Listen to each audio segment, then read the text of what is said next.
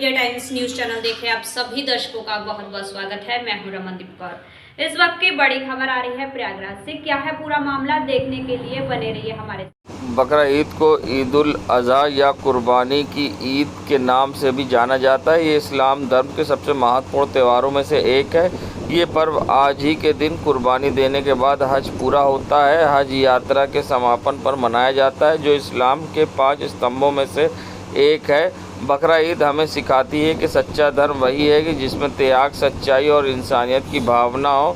तो वहीं संगम नगरी प्रयागराज में ईद उल अज़हा के दिन मुस्लिम समुदाय के लोग ईदगाह पहुंचकर नमाज अदा की और नमाज अदा करने के बाद देश में अमन, चैन और आतंकवाद के खात्मे के लिए विशेष दुआ की गई। वहीं इस दिन मुस्लिम समुदाय के लोग नमाज अदा करके कुर्बानी देते हैं और उस ऐतिहासिक घटना को याद करते हैं जब पैगंबर इब्राहिम ने अल्लाह की आज्ञा पर अपने बेटे इस्माइल की कुर्बानी देने की तैयारी की थी। ये त्यौहार हमें ये संदेश देता है कि अल्लाह की राह में खुद को समर्पित कर देने ही सच्ची भक्ति है। और ऐसे में यहाँ मुस्लिम समुदाय के लोग जहाँ नमाज़ पढ़ने के बाद दुआ मांगी और दुआ मांगने के बाद ईदगाह से जब बाहर निकले तो एक दूसरे से गले मिलकर बधाई देते दिखाई दिए। यहाँ बड़े बूढ़े बच्चे हर कोई पहुँचे थे, जहाँ सभी ने ईद उल अज़हा की नमाज़ पढ़ी।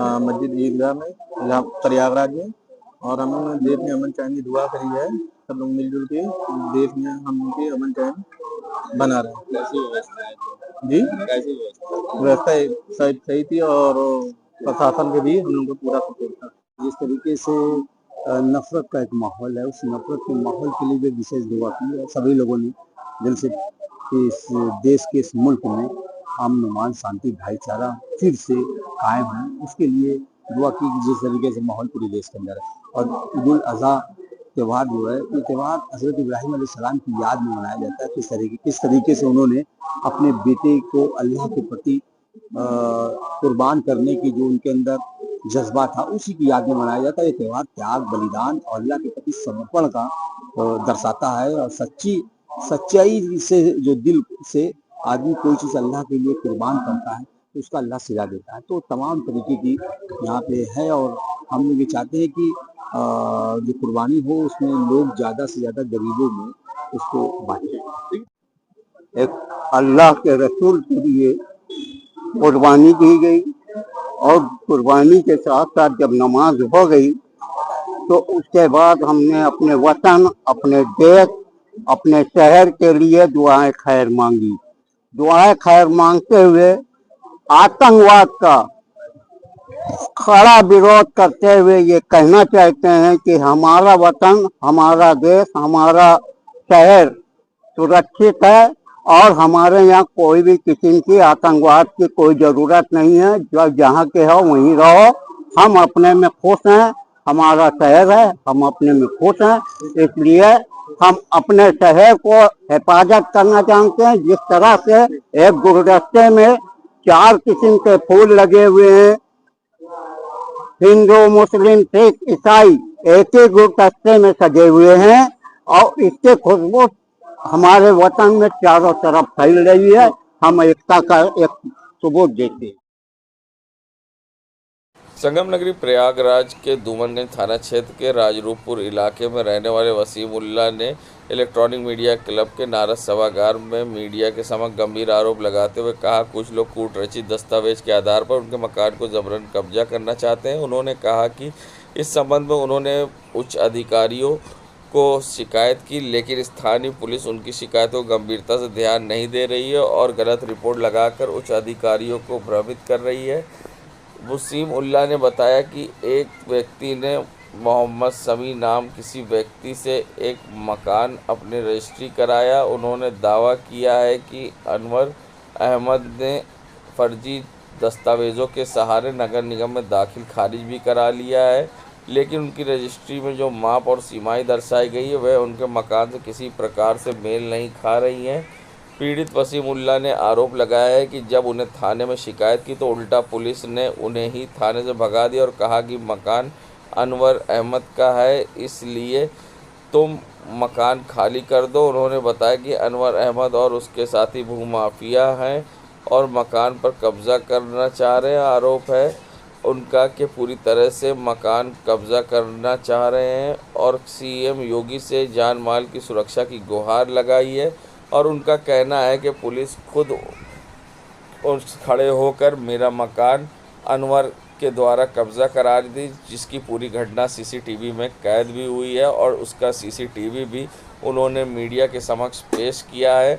और उन्होंने आरोप लगाते हुए क्या कुछ कहा है, आइए दिखाते हैं आपको। सर मेरा नाम वसीमुल्ला और क्या कहते हैं 39/7 नया नंबर 39 है। पुराना मेरा मकान नंबर 7 है। राजरूपुर ओम प्रकाश सभासद नगर का मैं निवासी हूँ।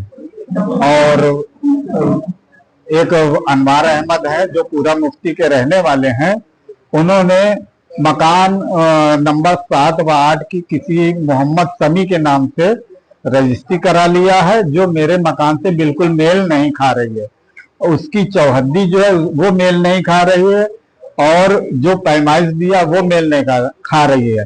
और इसके जो है इसी रजिस्ट्री के आधार पर नगर निगम में अनवार अहमद ने अपना नाम दर्ज करा लिया, जिसका मकान नंबर 9M/1 बता रहा है। और इस नाम मोहम्मद समी के नाम से या भवन संख्या 7 व 8 के नाम नंबर से कोई मकान राजरूपपुर में नहीं है। और आए दिन मुझे धमकी मिलती रहती है। ये भूमाफिया के लोग हैं, जिसकी वजह से मुझे अपने जान माल के, अपने परिवार की लिए बहुत खतरा, मेरे मकान के ऊपर बहुत बड़ा खतरा है कि ये लोग कुछ भी किसी भी टाइम कर सकते हैं। और ये जो है मैं इसके पहले आला अधिकारियों से कई बार मिला हूं। उन्होंने आश्वासन दिया, उन्होंने मेरी समस्या को सुना है, उन्होंने आश्वासन दिया। उसके बाद जो है जब यहाँ थाना डूमरगंज एप्लीकेशन आती है या राजरूपपुर आती है तो ये लोग लीपा पोती कर देते हैं उसकी जो है, और कोई कार्रवाई नहीं किया आज तक, जिसका प्रमाण मेरे पास है। मैंने कई मरतबा जो है थाना डूमरगंज SHO से मिला, राजरूपपुर पुलिस चौकी पे मिला, लेकिन कोई मेरा समस्या नहीं। बल्कि उल्टा वो जो है पुलिस वाले हमको परेशान कर रहे हैं कि इसका मकान है, इसका मकान खाली कर दो तुम, इसी में तुम्हारी भलाई है। ये आला अधिकारियों से मिला, उन्होंने मुझे आश्वासन दिया कि घबराओ नहीं, जाओ हम यहाँ डूमरगंज थाने भेज दे रहे हैं। ACP साहब की हम कोर्ट से भी मैंने मदद की गुहार किया। ACP साहब की यहाँ मैंने क्या कहते हैं जब आला अधिकारियों से मिला तो वहां मेरी एप्लीकेशन ACP साहब के पास गई और ACP साहब ने मुझे नोटिस दिया। मैं वहां पर गया, अपना बयान दर्ज कराया। बयान दर्ज कराने के बाद कुछ पेपर्स उन्होंने मांगा तो मैंने उसको दिया। उसके बाद मेरे साथ में ये हो गया है जी, मेरी बाउंड्री तोड़ी गई, मेरे गेट का ताला तोड़ा गया और ताला तोड़ के ये लोग कूद कर मेरे घर के अंदर घुसे हैं, जिसकी CCTV कैमरे में पूरी रिकॉर्डिंग मेरे पास मौजूद है। मुख्यमंत्री जी से मैं निवेदन करता हूं, उनसे विशेष निवेदन है कि इस प्रकरण को अपने संज्ञान में लें और दोषियों के खिलाफ कड़ी सी कड़ी और कठोर कार्रवाई करने की कोशिश कठोर कार्रवाई करें। हमको इनसे अपने जान माल का खतरा, अपने परिवार के लिए खतरा, अपने मकान का खतरा। ये लोग इतने मतलब शेरे पुस्त हैं, इतने बड़े गुंडे बदमाश की कि कभी भी किसी भी वक्त किसी भी रास्ते में कोई हादसा मेरे साथ में कर सकते हैं। यदि अगर मेरे परिवार में या मेरे ऊपर या मेरे पत्नी, बेटे या मेरे मकान पे कोई हादसा या कोई वारदात, कोई घटना घटती तो इसके जिम्मेदार राजरूपपुर पुलिस चौकी, थाना डूमरगंज, अनवार अहमद, अंसार अहमद और उनके जो भेजे हुए गुर्गे हैं, ये सब जिम्मेदार होंगे।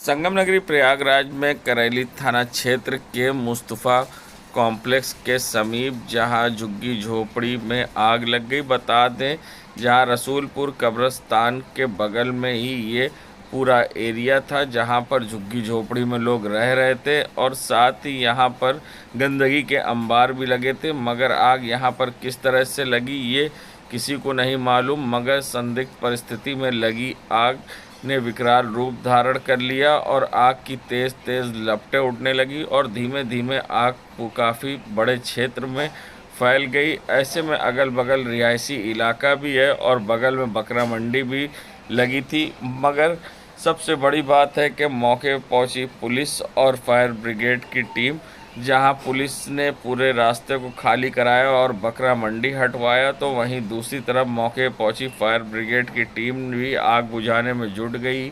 बता दें करीब 4 से ज़्यादा फायर टेंडरों का इस्तेमाल किया गया आग बुझाने में और लगातार आग बुझाने में फायर ब्रिगेड की टीम डटी रही, मगर आग विकराल रूप धारण कर लिया था और तेज़ लपटें उठ रही थी। यहाँ तक कि जो बिजली के खंभे थे उसमें भी आग ने चपेट में ले लिया और पूरी तरह से बिजली के तार भी यहाँ जल गए, जिससे कि लाइट भी वहाँ की पूरी तरह से बाधित हो गई। और सबसे बड़ी बात है, आग आप देख सकते हैं किस तरह से यहाँ पे आग लगी है।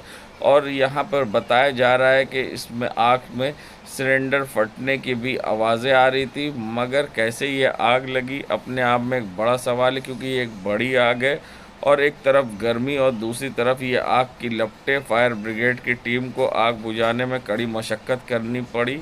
कई ऐसे फायर कर्मी थे जिनको आग से नुकसान हो सकता था, मगर अपनी जान की परवाह ना किए बिना फायर ब्रिगेड की टीम लगातार डटी रही और कड़ी मशक्क़त के बाद फायर ब्रिगेड की टीम ने आग पर काबू भी पाया है और किसी प्रकार की जनहानि की सूचना नहीं है।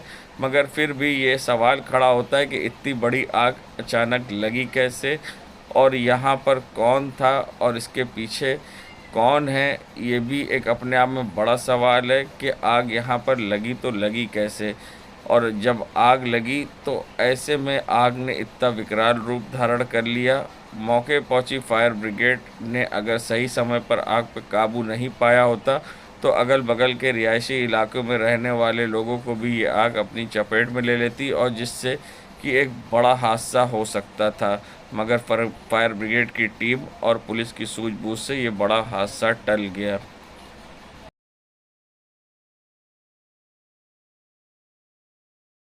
यूपी डीजीपी ने जहां प्रेस वार्ता की और साथ ही प्रेस वार्ता में उन्होंने अधिकारियों को सख्त नसीहत दी है।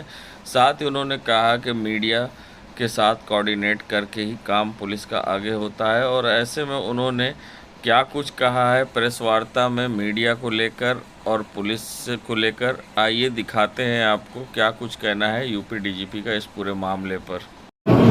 मीडिया के साथ अच्छे प्रोफेशनल रिलेशंस रखना न केवल पुलिस की नेसेसिटी है बल्कि उनके कार्य करने में एक महत्वपूर्ण पार्ट भी है। यदि कोई भी अधिकारी इस बात को न समझते हुए अपने कार्यशैली को आगे बढ़ाता है तो डेफिनेटली उस अधिकारी को एडवाइस भी किया जाएगा और आगे की कार्रवाई की जाएगी। पब्लिक को आपके माध्यम से, और अब बाकी भी और चैनल्स हैं, बाकी भी माध्यम है, आपके सोशल मीडिया वगैरह माध्यम है, अपने किए जाने वाले कार्यों के बारे में बताना और पब्लिक की बातों को उन चैनल्स के माध्यम से सुनकर के उस पर आवश्यक कार्रवाई करना, दोनों ही पुलिस का एक इंपॉर्टेंट रोल में आता है। वो